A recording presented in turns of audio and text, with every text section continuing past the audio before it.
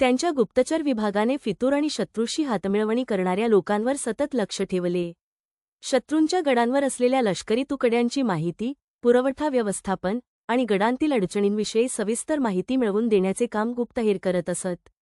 शिवाजी महाराजांच्या गुप्तचर विभागाचे एक वैशिष्ट्य म्हणजे त्यातील विश्वासू अधिकारी आणि कामगार.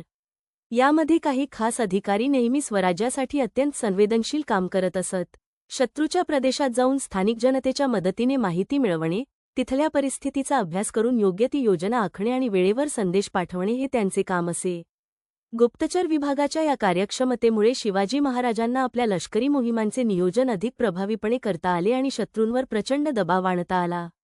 या प्रणालीमुळेच स्वराज्याचा पाया अधिक मजबूत झाला आणि शत्रूंपुढे स्वराज्याचा प्रभाव वाढला.